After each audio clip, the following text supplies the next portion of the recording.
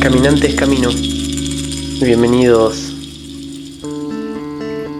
Abrimos página de Encuentros con hombres notables de George Ivanovich Gurdjieff. Vamos con el próximo capítulo llamado El príncipe Yuri Lyubovetsky. Entre los hombres notables que conocí, uno de los más extraordinarios fue el príncipe ruso Yuri Lyubovetsky, de mucha más edad que yo.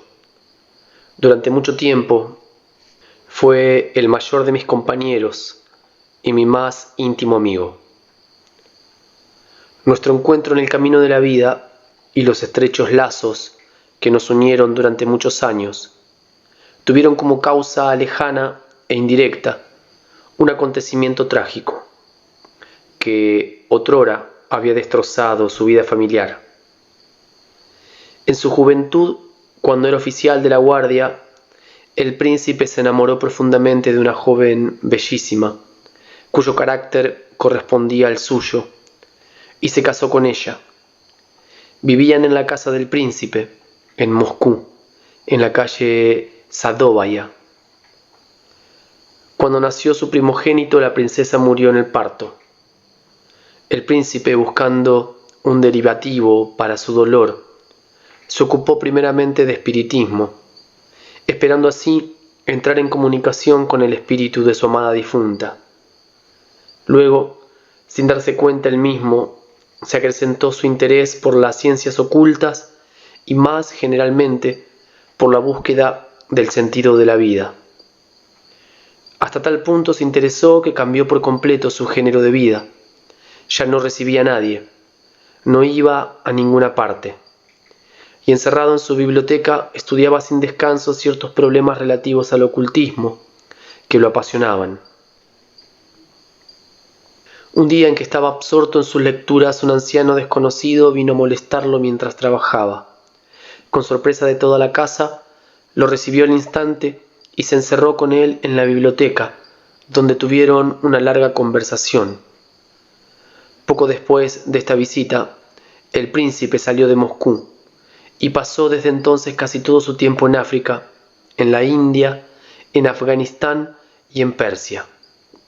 No volvía a Rusia sino muy pocas veces cuando era indispensable, y solo por breves estancias. El príncipe, que era muy rico, consagraba toda su fortuna a sus investigaciones, organizando expediciones especiales a los lugares donde pensaba hallar una respuesta a sus interrogantes. Vivió mucho tiempo en ciertos monasterios y conoció a muchas personas que se interesaban en los mismos problemas que él. Cuando lo encontré por primera vez, era ya un hombre de edad madura y yo no era más que un jovenzuelo. Desde ese día y hasta su muerte, mantuvimos constantes relaciones. Este encuentro tuvo lugar en Egipto, al pie de las pirámides, poco después de la época de mi viaje con Pogosian. Regresaba yo de Jerusalén, donde había ganado dinero haciendo visitar las curiosidades de la ciudad a los extranjeros, especialmente a los rusos, a quienes daba las explicaciones usuales. En una palabra, me había convertido en guía profesional. Apenas llegué a Egipto, decidí ejercer allí la misma profesión. Hablaba muy bien el griego y el árabe, así como el italiano, indispensable entonces a todo europeo. En pocos días había aprendido todo cuanto un guía debe saber, y con una pandilla de pilluelos árabes me di a embaucar a los turistas ingenuos. Diestro ya en este tipo de ejercicio, me había convertido en guía a fin de ganar el dinero necesario para lo que había decidido emprender. Debo decir que mis bolsillos no estaban exactamente rellenos en esa época. Un día un ruso me tomó como guía. Supe después que era el profesor de arqueología, Skrivdlov. Una mañana, cuando íbamos de la Esfinge a la pirámide de Keops, lo interpeló un hombre apenas entrecano, que lo trató de sepulturero, y muy regocijado por el encuentro, le preguntó cómo estaba. Entre ellos hablaban ruso. Mi patrón, sin saber que yo también hablaba ruso, se dirigía a mí en italiano bastardo. Se sentaron al pie de la pirámide. Me instalé no lejos de ellos, de suerte que mientras comía mi churek, seguía claramente todo lo que decían. Rápidamente comprendí que aquel hombre era un príncipe. Entre otras cosas, preguntó el profesor, ¿es cierto que ustedes se obstinan en atormentar las cenizas de individuos muertos hace mucho tiempo y que colecciona toda clase de trastos viejos sin valor alguno, con el pretexto de que alguna vez fueron utilizados por un pueblo cualquiera para su vida estúpida? ¿Qué quiere usted?, replicó el profesor. Por lo menos es algo real, tangible, y no una cosa inasible como esas a las que usted ha consagrado su vida, en vez de aprovecharla a fondo como el hombre rico y lleno de salud que es. Usted busca una verdad inventada antaño por algún loco ocioso. Lo que yo hago, tal vez, no traiga nada de satisfactorio para la curiosidad, pero a la larga, si se desea, puede llenar los bolsillos. Así hablaron durante largo rato. Luego mi patrón quiso ir a ver otra pirámide y se despidió del príncipe, después de haberle dado cita en las ruinas de Tebas. Debo decir que durante mis horas libres andaba por todos esos lugares como un poseído, llevando en las manos mi mapa del antiguo Egipto, con la esperanza de encontrar, gracias a él, una explicación de la Esfinge y de algunos otros monumentos antiguos. Varios días después del encuentro del profesor con el príncipe, estaba yo sentado al pie de una pirámide y reflexionaba, con el mapa desplegado delante de mí. De pronto sentí que alguien se inclinaba por encima de mí. Doblé precipitadamente el mapa y me volví. Era el hombre que había interpelado a mi patrón, el profesor Skridlov, delante de la pirámide de Keops. Pálido y muy conmovido, me preguntó en italiano dónde había conseguido ese documento.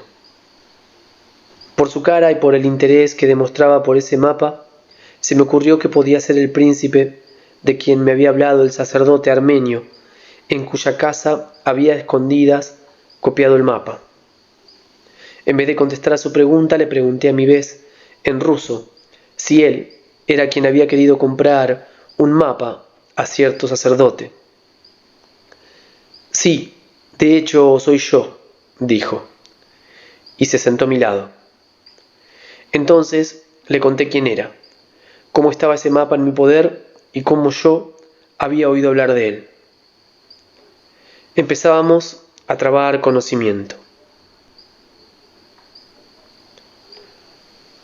Cuando se hubo tranquilizado, me propuso acompañarlo a su casa en el Cairo, para poder seguir a placer nuestra conversación.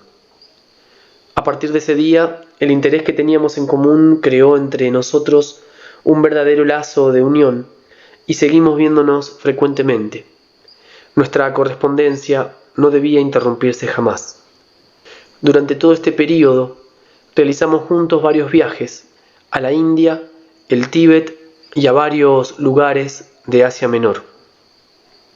Nuestro penúltimo encuentro tuvo lugar en Constantinopla, donde el príncipe tenía una mansión en Pera, cerca de la embajada de Rusia, y donde paraba de vez en cuando por bastante tiempo. Este encuentro se efectuó en las circunstancias siguientes. Regresaba yo de la Meca en compañía de derviches bucarianos, con quienes había trabado conocimiento, y de varios peregrinos sartos que retornaban a su país. Quería ir de Constantinopla a Tbilisi, pasar por Alexandropol para ver a mis padres y luego ir a Bujara con los derviches. pero mi imprevisto encuentro con el príncipe me obligaría a cambiar todos mis planes. Al llegar a Constantinopla supe que nuestro barco no zarparía antes de 6 o 7 días.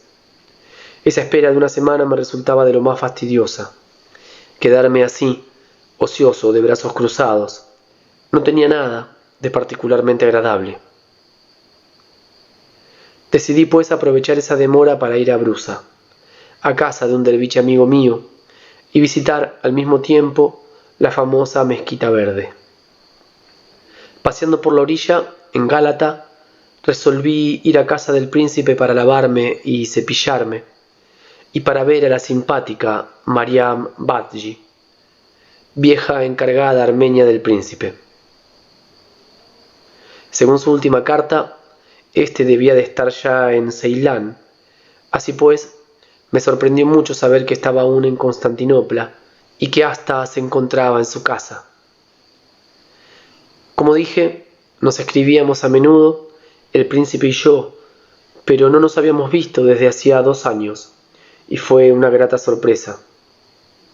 Mi salida para Brusa quedó postergada. Hasta renuncié a mi propósito de ir directamente al Cáucaso, pues el príncipe me pidió que acompañara a Rusia a una joven, cuyo encuentro lo había obligado a postergar su viaje a Ceilán. Ese mismo día fui al hammam y una vez listo cené con el príncipe. Me habló de sí mismo y me contó muy ardientemente y en forma muy vivaz la historia de la joven a la que debía acompañar a Rusia. Como esa historia es la de una mujer que a mi parecer llegó a ser notable bajo todos los aspectos, me esforzaré no solo en escribir detalladamente el relato del príncipe Liubovetsky, sino que hablaré también de lo que fue su vida luego, basándome en todo lo que pude saber y observar en el curso de mis encuentros con ella, tanto más cuanto que el manuscrito original que había consagrado al relato minucioso de la vida de esa notable mujer bajo el título de Confesión de una polaca. Quedó en Rusia con una cantidad de manuscritos cuyo destino me es, hasta el día de hoy, totalmente desconocido. Vidvitskaya. El príncipe comenzó así su relato. Hace justo una semana estaba listo para viajar a Ceilán en un barco de la Dobrovolny Flot y ya estaba a bordo. Entre los que me acompañaban figuraba un agregado diplomático de la Embajada de Rusia. Durante la conversación me llamó la atención sobre un pasajero, un respetable anciano. ¿Ve usted a ese hombre? ¿Quién podría suponer que es uno de los grandes traficantes de la trata de blancas? Y sin embargo, es la verdad. La cosa había sido dicha de paso. Había mucha gente en el barco. Numerosas personas habían venido a saludarme y como me importaba poco el anciano, olvidé completamente esas palabras. El barco se hizo a la mar. Era de mañana. El día estaba claro. Me encontraba sentado en el puente y leía. Cerca de mí saltaba Diek. Nota del autor. Diek era el perro del príncipe, un fox terrier que lo acompañaba a todas partes. Fin de la nota. Pasa una joven encantadora que empieza a acariciar a Diek, luego le trae azúcar. Pero sin mi permiso Diek no acepta nada de nadie. Veo que él me mira de reojo. ¿Se puede o no se puede? Hago un movimiento de cabeza y le digo en ruso, puedes. La joven también hablaba ruso. Así pues, hablamos. A la pregunta de costumbre, ¿a dónde va usted?, contestó que iba a Alejandría como ama de llaves de la familia del cónsul de Rusia. Mientras hablábamos, el anciano que me había señalado, el agregado diplomático de la embajada, apareció sobre el puente y llamó a la joven. Cuando se fueron, recordé de pronto lo que me habían dicho respecto a ese personaje, y el hecho de que conociera a la joven me pareció sospechoso. Reflexioné y busqué entre mis recuerdos. Conocía al cónsul en Alejandría y por lo que podía recordar no necesitaba ninguna ama de llaves. Mis sospechas aumentaban. Nuestro buque debía atracar en muchos puertos. En la primera escala, en los Dardanelos, mandé 2 telegramas, uno al cónsul de Rusia en Alejandría, preguntándole si necesitaba un ama de llaves, el otro al cónsul de Salona, donde debíamos hacer escala. Luego participé mis sospechas al capitán. En suma, al llegar a Salona tuvimos confirmación de mis sospechas y comprendimos que esa joven había caído en una trampa. La joven me pareció simpática. Resolví salvarla del peligro que la amenazaba, llevarla a un lugar seguro y no salir para Ceilán antes de haber arreglado algo para ella. Salimos juntos del barco y ese mismo día subimos a bordo de otro que regresaba a Constantinopla. Apenas llegados, quise mandarla a su casa, pero me dijo que no tenía dónde ir. Por eso me vi obligado a esperar en ese lugar. Su historia es bastante extraordinaria. Es polaca, nacida en el distrito de Volhynie. Pasó su infancia no lejos de Kovno, en la propiedad de un conde, de quien su padre era administrador. Eran 2 hermanas y 2 hermanos. Al haber perdido a su madre en la primera infancia, habían sido educados por una vieja tía. Tenía 14 años y su hermana 16 cuando murió el padre. Uno de sus hermanos estudiaba entonces en Italia. Quería ser obispo. El otro era un verdadero pillo. Un año atrás se había fugado del colegio y decían que estaba escondido en algún lugar de Odessa. A la muerte del padre, las 2 hermanas y la tía tuvieron que abandonar la propiedad, puesto que debía venir a instalarse un nuevo administrador, y se establecieron en Kovno. Poco tiempo después, la vieja tía murió a su vez. La situación de las hermanas se hacía difícil. Aconsejadas por un pariente lejano, liquidaron sus bienes y se fueron a Odessa, donde entraron en una escuela profesional de costura. La joven Vivitkaya era muy bella y al revés de la hermana mayor, muy frívola. Tenían numerosos pretendientes.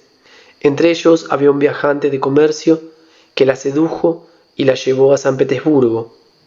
Al reñir con su hermana mayor, reclamó su parte de la herencia.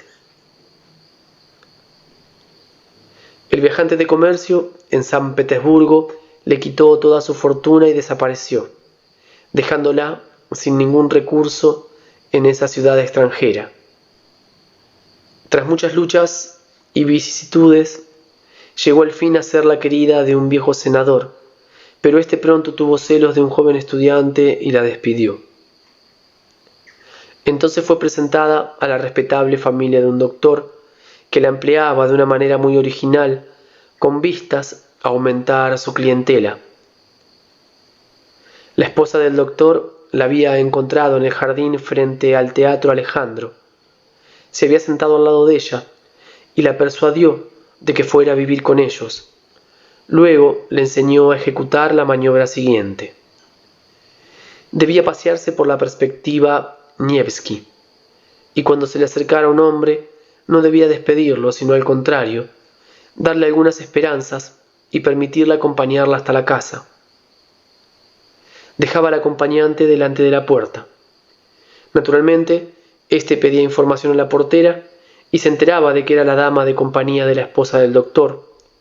Por lo tanto, el doctor veía afluir a su consulta toda clase de nuevos clientes que inventaban distintas enfermedades, con la secreta esperanza de un encuentro agradable. Mas, por lo que pude estudiar de la naturaleza de Vitvitskaya, dijo el príncipe con convicción, nunca dejó de sentir en su subconsciente repugnancia por esa vida, y sólo la necesidad la obligó a doblegarse. Un día que paseaba por la Nevsky, tratando de atraer la atención de posibles clientes para el doctor, se encontró por casualidad con su hermano menor, a quien no había visto desde hacía varios años. Estaba muy bien vestido y daba la impresión de ser un hombre rico. Este encuentro con su hermano había sido como un rayo de sol en su vida insípida. Le dijo que se ocupaba de negocios en Odessa y también en el extranjero. Cuando supo la vida difícil que llevaba, le propuso que viniera a Odessa, donde conocía mucha gente y podría encontrarle una buena situación. Ella aceptó. Apenas llegó a Odessa, su hermano le encontró un empleo interesante con posibilidades para el futuro en una familia honorable, el de ama de llaves del cónsul de Rusia en Alejandría. Al cabo de algunos días la presentó a un señor muy distinguido, que justamente iba a Alejandría y aceptaba viajar con ella. Y así un buen día ella se embarcó en compañía de ese respetable anciano. Ya sabe usted cómo terminó esto. El príncipe repitió que según él, solo las circunstancias y las tristes condiciones de su vida familiar habían llevado a esa joven al borde del precipicio. Su naturaleza no estaba dañada y había en ella el germen de cualidades excelentes. Por lo tanto, había decidido intervenir en su vida y ponerla de nuevo en buen camino. Ante todo, concluyó el príncipe, tengo que mandar a esta desdichada con mi hermana en mi propiedad del distrito de Tambov, para que allí tenga un descanso completo. Luego veremos. Conociendo el idealismo y la bondad del príncipe, me sentía escéptico en cuanto a su empresa y pensaba que en el presente caso sus esfuerzos quizá fueran vanos. Me decía, todo lo que cae de la carreta está perdido. Aún antes de ver a Vitvitskaya, no sé por qué sentía una especie de odio hacia ella. Pero como no podía responder al príncipe con un rechazo, acepté, muy a mi pesar, acompañar a esa mujer de nada. Algunos días después, cuando nos embarcábamos, la vi por primera vez. Era morena, bastante alta, muy bella y bien formada. Tenía ojos bondadosos y honrados que a veces se tornaban diabólicamente astutos. Creo que la Thais de la historia debió ser de un tipo semejante al de ella. Cuando la vi, un doble sentimiento surgió en mí. A veces le tenía odio y otras veces compasión. Así pues, la llevé al distrito de Tambov. Ella vivió largo tiempo con la hermana del príncipe, que le cobró mucha amistad, y la llevaba al extranjero por largas temporadas, sobre todo a Italia. Poco a poco, por el contacto con el príncipe y su hermana, se interesó en sus ideas, que llegaron a ser parte integrante de su esencia. Se puso a trabajar sobre sí misma con convicción, y todo el que la veía, aunque solo fuese una vez, podía sentir los efectos de ese trabajo. Después que la acompañé a Rusia, estuve mucho tiempo sin verla. No la vi sino 4 años más tarde, cuando la encontré por casualidad en Italia con la hermana del príncipe Yuri Lyubovetsky, en circunstancias de las más originales. Siempre persiguiendo mi meta, un día llegué a Roma. Como se me terminaba el dinero, seguí el consejo de 2 jóvenes aizores, a quienes apenas conocía, y con su ayuda me instalé como limpiabotas en una acera. Hay que decir que al principio mis negocios no eran brillantes, de modo que a fin de aumentar mis ingresos, decidí dar a ese oficio un aire nuevo, fuera de lo vulgar. Mandé hacer una butaca especial, bajo la cual alojé un fonógrafo Edison, invisible para los transeúntes. Desde fuera solo se veía un tubo de goma provisto de auriculares, dispuesto de tal manera que cuando un hombre se sentaba en la butaca, los auriculares se encontraban cerca de sus oídos. Solo tenía que poner discretamente en marcha la máquina. De modo que mientras le limpiaba los zapatos, mi cliente podía oír la Marsellesa o cualquier gran aria de ópera. Además, fijé al brazo derecho de la butaca una especie de bandeja sobre la cual puse un vaso, un jarro de agua, un poco de vermut y algunos periódicos ilustrados. En vista de lo cual, mis negocios marcharon aceleradamente. Ahora eran las liras y no los centésimi los que caían. Los turistas jóvenes y ricos eran particularmente generosos. A mi alrededor siempre había un grupo de mirones. Esperaban turno para sentarse en la butaca donde, mientras les limpiaba los zapatos, se iban a deleitar con algo inédito, al paso que se exhibían delante de los idiotas vanidosos de su especie que vagaban por allí todo el santo día.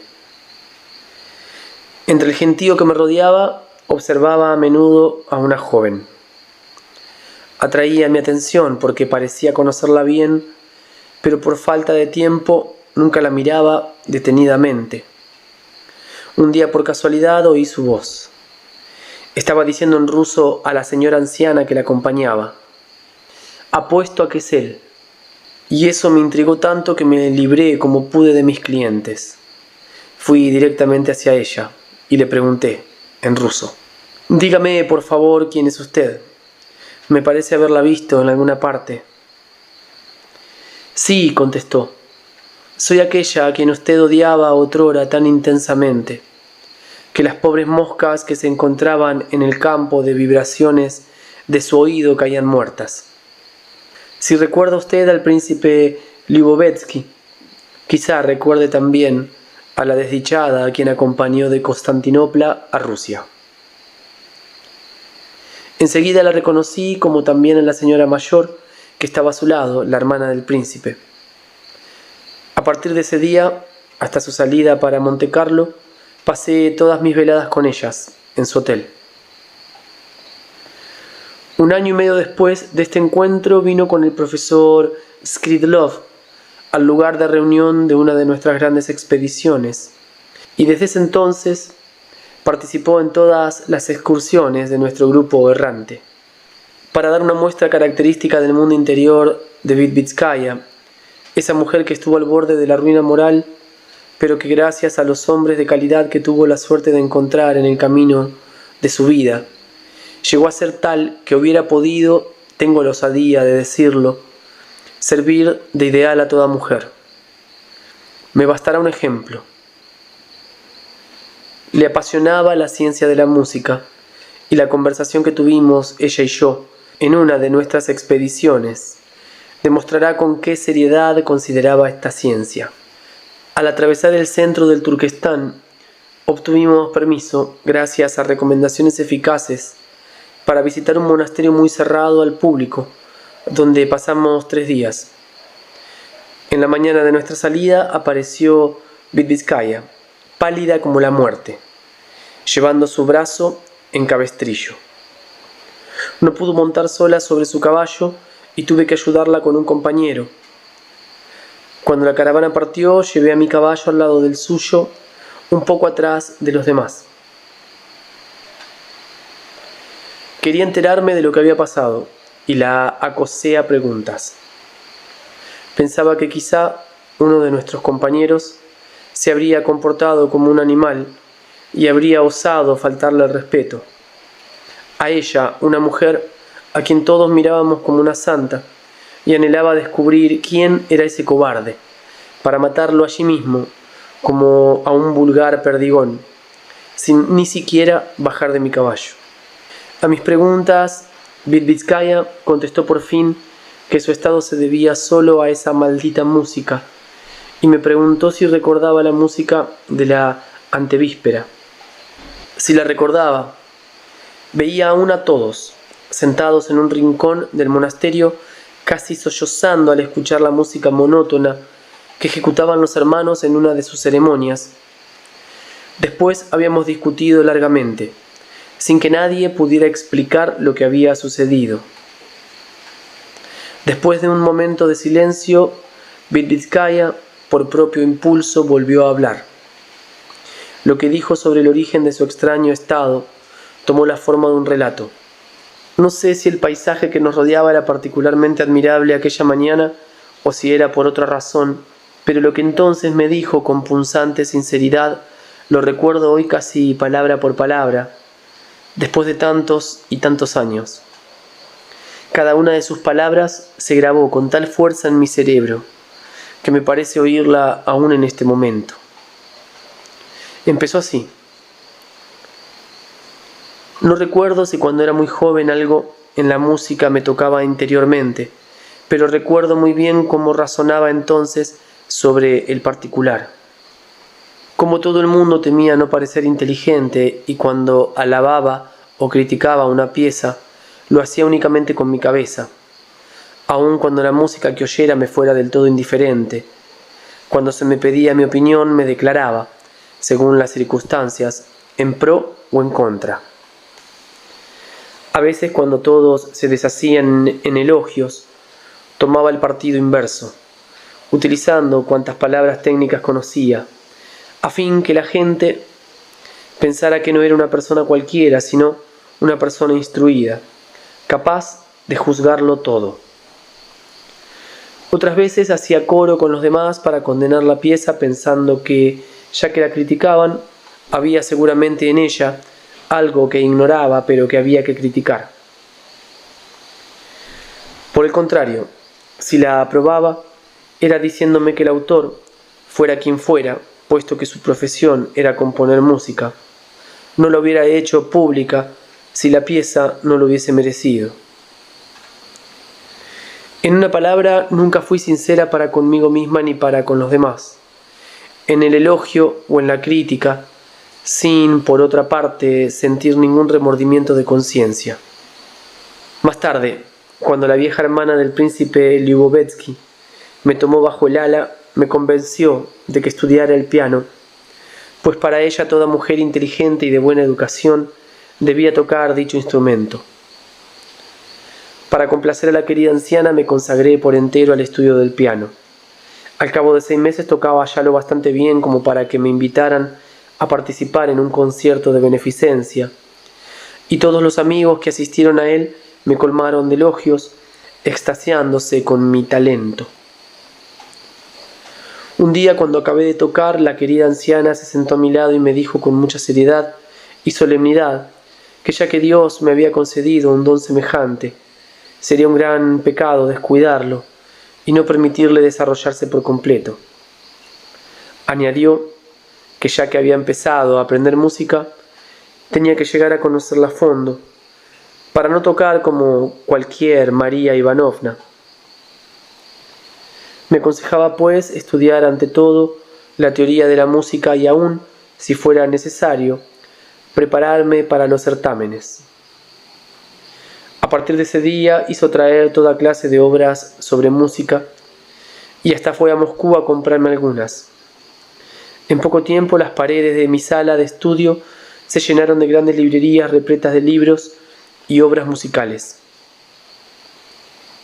Me entregué con fervor al estudio de la teoría de la música, no solo porque deseaba complacer a mi benefactora, sino también porque le había tomado gusto y mi interés por las leyes de la armonía aumentaban día tras día. Sin embargo, los libros que tenía no podían darme nada, pues no explicaban lo que era realmente la música ni cómo se habían constituido sus leyes. En cambio, en cada página se encontraban la misma clase de indicaciones: que nuestra octava tiene 7 notas, pero que la de los antiguos chinos tenía solo 5, que entre los antiguos egipcios se llamaba tebuni el arpa y mem a la flauta, que las antiguas melodías griegas estaban construidas sobre modos variados, jónico, frigio, dórico y otros, que en el siglo IX hizo su aparición la polifonía y tuvo efectos tan catastróficos que hasta se citaban casos de nacimientos prematuros por haber recibido la madre un choque al oír esta nueva música en el órgano de la iglesia, que en el siglo XI cierto monje, Guido de Arezzo, inventó el solfeo, etc. En los libros trataban más que nada de músicos célebres y de sus carreras, Hasta llegaban a describir las corbatas y los anteojos que llevaban los compositores más famosos. Pero en cuanto a la esencia misma de la música y a la influencia que ejerce sobre el psiquismo de los hombres, ni una sola palabra. Pasé un año entero estudiando esa supuesta teoría de la música. Leí casi todos mis libros y llegué a la convicción definitiva de que esa literatura no me daría nada. Mas como mi interés por la música no hacía sino crecer, renuncié a toda lectura y me sumergí en mis propios pensamientos. Un día, por fastidio, tomé de la biblioteca del príncipe un libro titulado El mundo de las vibraciones, que dio una orientación bien definida a mis reflexiones sobre la música. El autor de aquella obra no era músico, y hasta era evidente que no se interesaba por la música. Era ingeniero y matemático. En un pasaje de su libro aludía a la música, pero sencillamente a título de ejemplo, para explicar las vibraciones. Decía que los sonidos musicales contienen ciertas vibraciones que actúan necesariamente en el hombre sobre ciertas vibraciones correspondientes. Y he aquí la razón por la cual al hombre le gusta o no le gusta tal o cual música. Lo comprendí al instante y me encontré muy de acuerdo con las hipótesis del ingeniero. Desde entonces todos mis pensamientos se vieron encaminados en esa dirección y cuando hablaba con la hermana del príncipe, siempre me esforzaba por llevar la conversación sobre la música y su significado real, tanto que ella también se interesó en el asunto. Lo discutíamos juntas y hacíamos experimentos. La hermana del príncipe hasta compró especialmente para este fin varios gatos, algunos perros y otros animales. A veces invitábamos a las sesiones a algunos de los criados. Les dábamos té y durante horas enteras yo tocaba el piano. Las primeras veces no obtuvimos ningún resultado, pero un día hicimos venir a 5 de nuestros criados y 10 compañeros de la aldea que en un tiempo había pertenecido al príncipe. La mitad de ellos se durmió al oírme tocar un vals compuesto por mí. Repetimos este experimento varias veces y cada vez aumentaba el número de los durmientes. Pero a pesar de las tentativas que hicimos mi vieja amiga y yo para componer, según los principios más diversos, una música capaz de producir otros efectos sobre los oyentes, no logramos nunca otra cosa que dormirlos. A fuerza de trabajar y de pensar incesantemente en la música, terminé por cansarme y adelgazar hasta tal punto que un día, al darse cuenta del estado en que me hallaba, mi benefactora tuvo miedo y, aconsejada por uno de nuestros amigos, se apresuró a llevarme al extranjero. Salimos para Italia. Allá, en poder de otras impresiones, poco a poco me restablecí. Solo 5 años más tarde, después de asistir a los experimentos de los hermanos monopsiquistas, durante el viaje que hicimos con usted por el Pamir y Afganistán, empecé nuevamente a reflexionar sobre el poder de la música, pero sin tanta pasión como antes. Luego, cada vez que recordaba mi primera tentativa, me reía de nuestra ingenuidad de entonces y del significado que dábamos al sueño de nuestros invitados. No se nos ocurrió la idea de que estos hombres se dormían con gusto, simplemente porque habían tomado la costumbre de sentirse como en su propia casa y les era agradable, tras un largo día de trabajo, comer bien, beberse una copita de vodka ofrecida por la buena anciana e instalarse luego en cómodas butacas. Después de nuestra visita a los hermanos monopsiquistas, volví a Rusia y, recordando sus explicaciones, reanudé mis investigaciones. Como lo aconsejaban los hermanos, determiné el La absoluto, en conformidad con la presión atmosférica tomada en el lugar mismo de estos experimentos, y afiné mi piano tomando en cuenta las dimensiones de la habitación. Por otra parte, escogí para mis ensayos sujetos que ya habían sido expuestos muchas veces a las impresiones de ciertos acordes. Por fin tomé en consideración el carácter del lugar y la raza a la que pertenecía cada uno de los asistentes. Sin embargo, no obtenía resultados.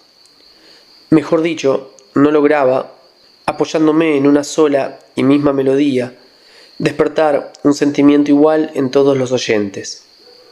Sin duda, cuando estos respondían exactamente a las condiciones necesarias, podía suscitar en ellos, a mi antojo, la risa o el llanto, la maldad o la bondad, y así sucesivamente.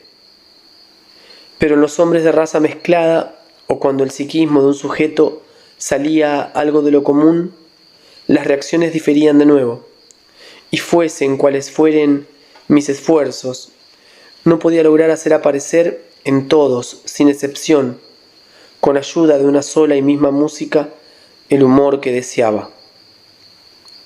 Así pues, abandoné una vez más mis investigaciones, creyendo que podía considerarme satisfecha con los resultados que había obtenido.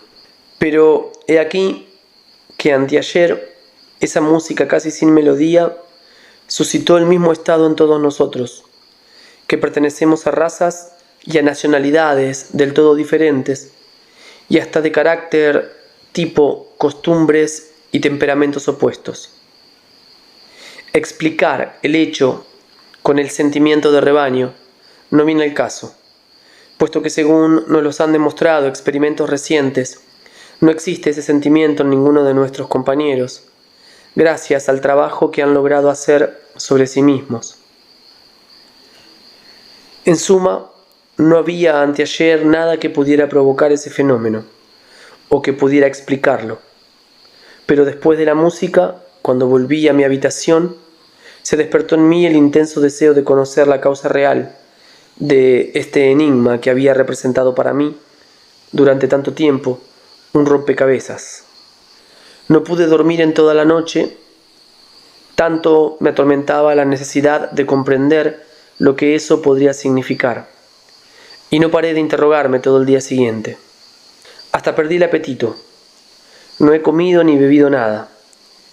Y esta mañana era tan grande mi desesperación que de rabia o agotamiento, o no sé por qué otra razón, me mordí un dedo sin darme cuenta, con tanta fuerza que casi me lo arranqué de la mano.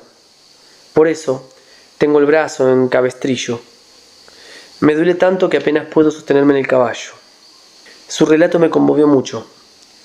Con todo corazón deseaba ayudarla. Así le relaté un fenómeno extraordinario que había presenciado por casualidad el año anterior y que se relacionaba igualmente con la música. Le detallé cómo, gracias a una carta de recomendación de un hombre de gran valor, el padre Eblisi, que había sido mi maestro en la niñez, me habían admitido los esenios, casi todos israelitas, que al son de antigua música y cánticos hebreos habían hecho crecer plantas en un espacio de media hora. Y le describí cómo habían procedido. Mi relato la cautivó hasta tal punto que sus mejillas se arrebolaron. Como resultado de nuestra conversación, decidimos instalarnos, al regresar a Rusia, en alguna ciudad donde pudiéramos, sin que nadie nos molestase, entregarnos seriamente a hacer experimentos con la música.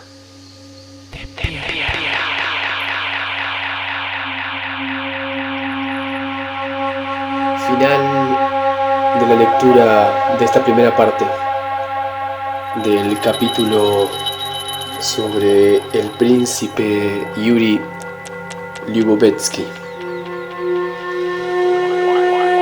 Muchas gracias por la compañía. Capítulo extenso que tendrá varias partes. Nos encontramos en la siguiente, que será la segunda. Un gran abrazo.